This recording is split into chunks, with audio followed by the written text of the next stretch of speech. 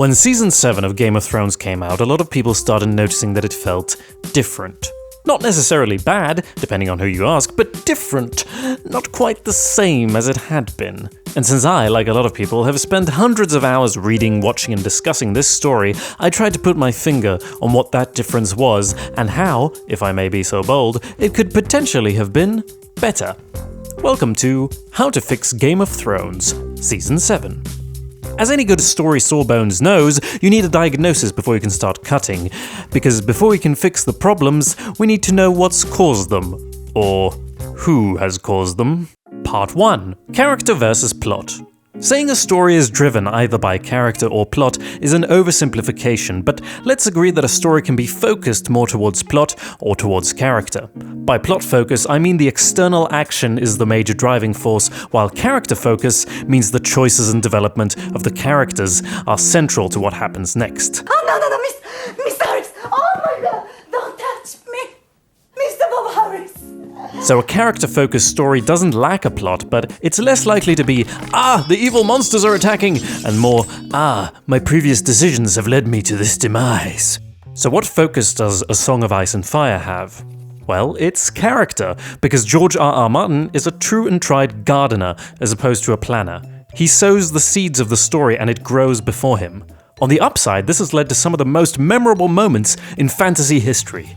On the downside, he's happy to let his characters get completely out of hand and spend years telling stories that he does not even really care about, solving problems by making the story even more complex, throwing more characters in, letting it get more convoluted and puzzling over the Myronese knot for 17 years, even though most readers would be happy if it just blew up the pyramid and got on with it. Sure, that would not have been elegant, but we are willing to suspend a lot of disbelief if it's in the effort of making a better, more fun story. Which brings us to David Benioff and Dan Weiss, who are on the opposite side of the spectrum. They are great visual storytellers and thinkers who for years have acted as editors, carving away at Martin's massive work, picking the best pieces and sticking them together into a sequence that, sometimes, has a much stronger plot and momentum than the original. This balance between character and plot, between Martin and the Double Ds, has been one of the strongest features of HBO's Game of Thrones, and it's truly been an amazing adaptation, taking what was good about the original and enhancing it by playing to the strengths of its new medium. Then they caught up with the books. Granted, there were some missteps before then, but this split is undoubtedly a major turning point for the show, where suddenly, instead of getting to pick the best of roughly 2 million words, the writers only had some small bullet points and vague outlines to base their story on. And we know those outlines can't add up completely. There's going to be some fuzzy parts that need to be filled in, because otherwise George would have, actually finished it. So, it's just not going to be the same. It's going to become something different, something unspeakable. It's going to become Part 2. Television. Tons of people have said this, that Season 7 felt like an extremely well-made but ordinary fantasy television show. I think this is because it's leaning more towards plot, and character motivations, which used to be so central, bend this way and that based on whatever needs to happen. It's egregiously obvious in the build-up and climax of episodes 5 and 6, the part where so many viewers put their feet down and said, "We cannot suspend our disbelief any longer, this is ridiculous." The reason it feels ridiculous is that we've been trained for years in how this world works. It's been a story that delights in subverting expectations and going against the conventions of its own genre in a way that's just refreshing and different. Especially on TV, because there's a lot of innovative fantasy novels, but the same is not necessarily true for epic fantasy on television. Why? What do you mean? That's why Game of Thrones has often been described as a gateway into the genre. Fantasy for people who don't like fantasy, who don't want to see good, brave princes and heroes that always win. This stands a bit in contrast to Season 7, where there's good, brave princes and evil overlords and heroes that win the day a bit too often to be believable. Granted, we are coming up on the end of the story, and there's only so many ways it can go. I mean, if they cut off Dany's head in episode 3, that wouldn't necessarily make the story better. And despite all my whining, I actually think Season 7 is quite good. It's just that there are so many details that could have easily been altered to make it all make a whole lot more sense and make it feel a lot more like Game of Thrones. And the first of those things is Part 3. Kill Bronn. Whoa, okay, don't turn off the video yet. Hear me out. I love him too, okay? Who doesn't? Just hear me out. The loot train attack is visually awesome, but there's no real price paid on either side. Essentially, nothing changes because of this sequence. Dany's still not flying in to take over King's Landing. Drogon doesn't really get hurt, neither does Jaime, Bronn, Tyrion, Dany, or even this guy. They even make sure to say all the gold gets into King's Landing, meaning that this blow is pretty insignificant in the war effort. Sure, we roast some Tarleys, but does anyone care? There's a couple of ways this sequence could have been more impactful, and the first is roasting Bronn alive, which I would do for 3 main reasons. First off, there's too many fake deaths. I really don't want to kill off characters just for the sake of it, but every fake-out death erodes at the feel of the show, the sense of danger they've so carefully constructed over the years, and in Season 7, there are simply too many.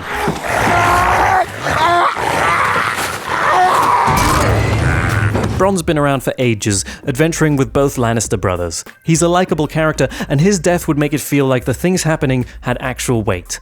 Moreover, with his quips and easy manner, he represents the lighter side of Game of Thrones.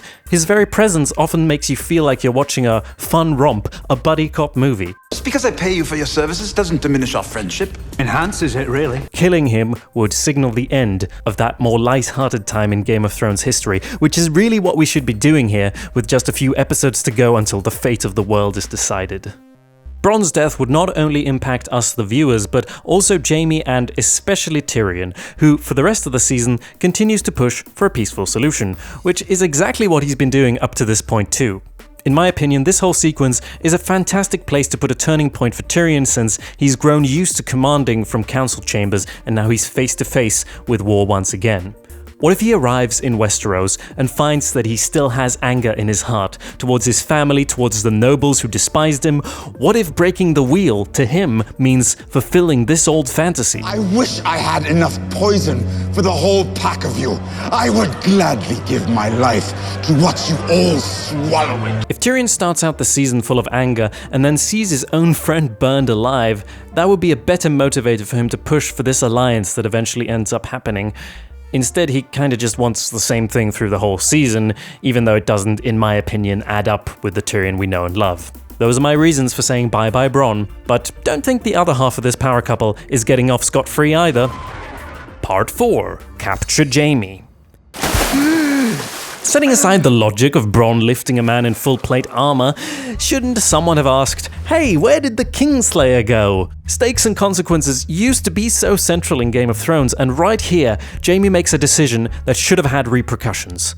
I like this decision. It's totally in line with him growing up worshipping tales of knights and honor and chivalry, as we know he did, but in Game of Thrones we're supposed to be deconstructing those tales, and if he just swims away after valiantly charging a dragon, that's the show telling us that we are in one of those fairy tales. He doesn't need to die for it, but he should at the very least be captured. It's made very important to Tyrion whether these idiots get burned or not. Wouldn't that scene have had a lot more impact if one of the people captured was Jaime Lannister? I mean, they could have had the same Tyrion-Jaime conversations that come up later in this episode, but with Jaime chained up. And it would have afforded some pretty interesting scenes with Dany and Jaime seeing eye to eye, since, after all, he did kill her father. Although people are pretty quick to forgive that sort of thing these days. Last time I was here, I killed my father with a crossbow. Last time I was here, you killed my son with wildfire. Providing they skip the jokes, coming face to face with Daenerys would mean Jaime confronting his past, and it could cause him to alter his present. This would also have been better leverage to make an agreement with Cersei than any ice zombie could possibly be, because Cersei doesn't care about zombies, she employs one. The only thing she maybe cares about is her brother husband and their potential unborn child. Maybe Tyrion even convinces Daenerys to let Jaime go as a show of good faith. We'd end up in the same place, but these action set pieces would feel a whole lot more important if they brought actual consequences. And having Bronn and Jaime both escape, it just feels like D&D are writing and structuring in a way that does as much as possible to negate the cool moments that they are otherwise so adept at crafting. Speaking of which, Part 5. Tyrion is dumb and everything he does is dumb.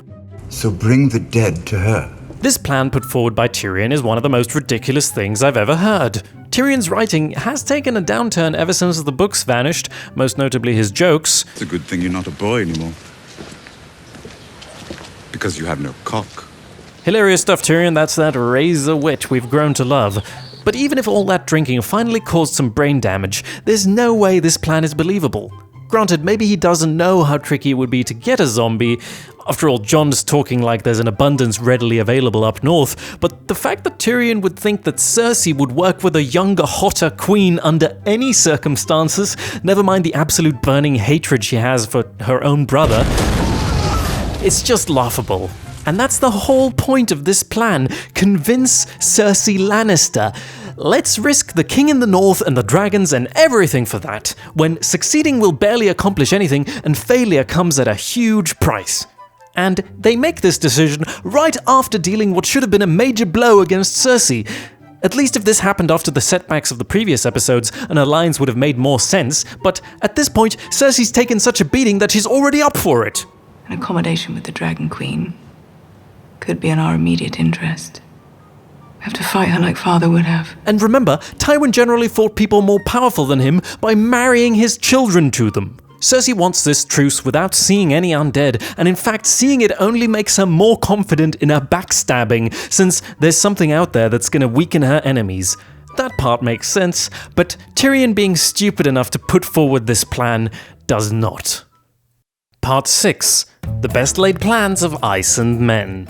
The lack of stakes I talked about in the loot train attack is also present in this polar bear fight. It's fairly obvious why they put it in, because it would be awesome, and it is, but what does it actually do for the story? What changes by the end of this fight? It shows us that the Hound is afraid of fire. We've never seen that before, and it reminds us that beasts can be turned, preparing us for what's to come. But if it's meant to show that the North is dangerous, then utilizing no-name, no-face characters like this has the opposite effect. It shows us that the main cast is more important and more safe than other people in this world, eroding further away at the core of the show. It seems the goal of writing this whole escapade was to get the Night King a dragon, and I do feel like there are better ways. Even just having some extra component to the plan would have helped. If they just had a map or something of the north, drawn with Tormund and Wildling help, you know, we're gonna be on this side of the lake, the army's on that side, this will keep us safe. Or what about this? The army of the dead can sense living creatures, smell them or something, but this crew just happens to have 2 resurrected characters.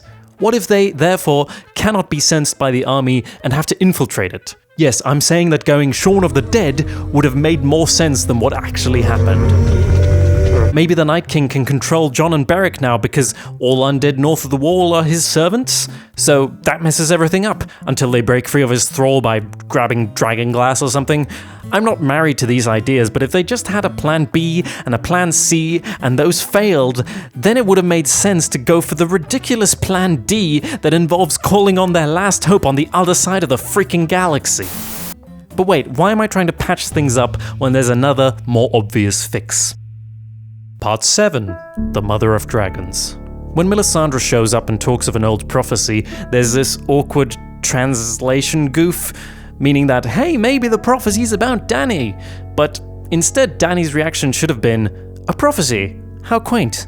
I don't care what the past thought about the future, I'm building my own future. She's entitled to be a bit full of herself. She's got the biggest army, biggest dragons, best everything, and her failures this season have been more or less contrived. I would like her failures to instead be born of overconfidence. As we've mentioned, the reason for this Go North plan is to convince Cersei, but they could have easily made this expedition about Daenerys instead.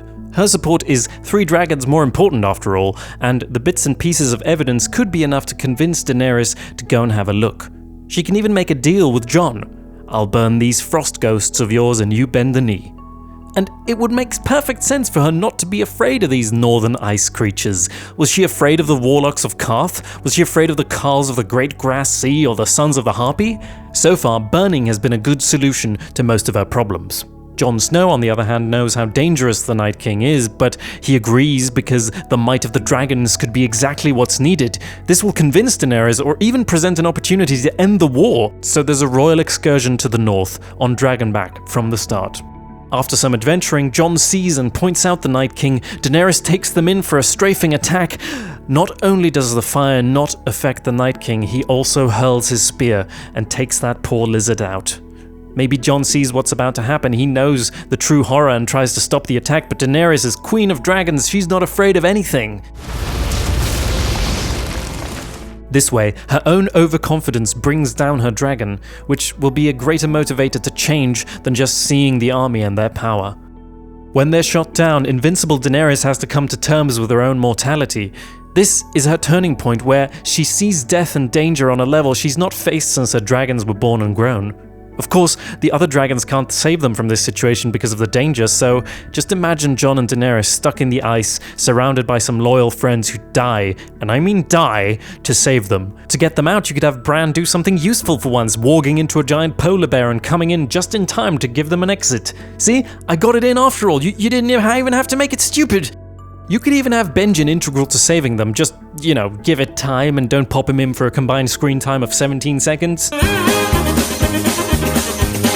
Tyrion brings up the topic of Daenerys needing an heir, which is actually a good point and maybe something that should have been brought up earlier this season, given time to grow. We could show how Daenerys sees herself as invincible, refusing to think of the possibility of her dying, and then this happens, and she sees where her hubris has brought them all.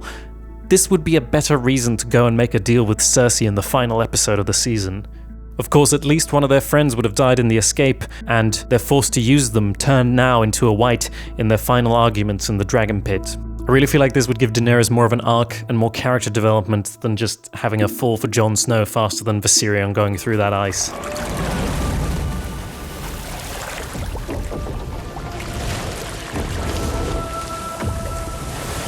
Part 8. I'm an idiot. George R.R. Martin was a TV writer who returned to writing novels specifically because he was tired of all the constraints. I've done pilots and TV shows, tried to keep them within budget and producible. They never make that.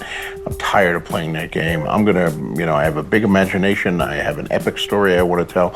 I'm gonna make it as big as my imagination. So he essentially made what is an unadaptable story. The fact that it's instead been made into one of the best television shows of all time is remarkable. With a writing project this big, there's a lot of moving parts. I myself and countless other viewers have thought up ways to fix the writing, but this is a story with characters and threads spread out over years and years, and maybe making the changes I suggest would have opened up more plot holes in other places. I don't know how making these changes would affect the rest of the storylines or the production constraints of the show, and more importantly, I sat around thinking about this for a few hours in my underwear. That's about the level of commitment required from me. I didn't have a deadline, which the writers of Game of Thrones have had a million of over the past 10 years. That's a long time, and I can't help feeling like they've lost some of that glimmer in their eye. But who can blame them? They signed on to spend a decade of their lives on a single project. Put together, that's 20 years, and they haven't even gotten to the finish. I mean, who does that? To make matters worse, it's very clear that they didn't sign up for this. At the time of making any deals, the showrunners could be quite confident that they could continue adapting this story up until the end. Hell, we'll even make book 3 into 2 seasons. How about that, George? That should do it, right, George? But it wasn't enough. They didn't have the books anymore, and they just had to do it, had to try to make it make sense. And the pressure of getting it all to make sense is exactly what's prevented Martin from finishing. The big difference being that he actually can take his time, years, to figure out the next plot movements. My very first deadline on Game of Thrones, I blew fairly spectacularly, and I've been blowing every deadline I've been given ever since. For the Double D boys, there's no such excuse. With hundreds of people's jobs depending on them to deliver, with contracts signed presumably in blood since they're running the flagship of HBO, not to mention a show that's considered by many, many people as the best television show of all time. That's a lot of pressure. And you gotta do it in a year. Actually, you gotta do the writing in a few months, because, we gotta film it too.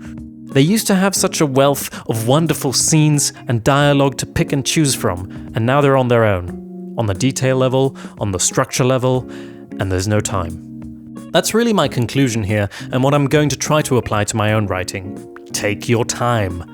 Because these fixes were easy from an armchair perspective, but not when you imagine cramming all this into 7 episodes in a limited period of time. On the other hand, trying to do something just perfect might slow you down to a crawl.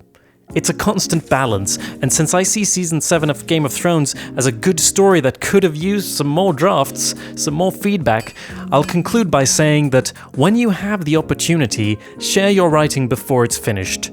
Get some feedback, and that might fix everything faster and easier than you think. In this video I had to leave out some bits which I really do have a lot to say on, so there may be some follow-up videos coming to this channel, as well as more video essays on the writing in television, films and novels. My hope is that we can get a discussion going and improve our craft together, so if this is your first time here, please do consider subscribing. I don't think my Game of Thrones solutions are perfect, but I've enjoyed imagining these possibilities, and if you have potential improvements of your own, let's discuss them in the comments below. My name is Jacob Burrows, my website is awesomepedia.org. Thank you for watching.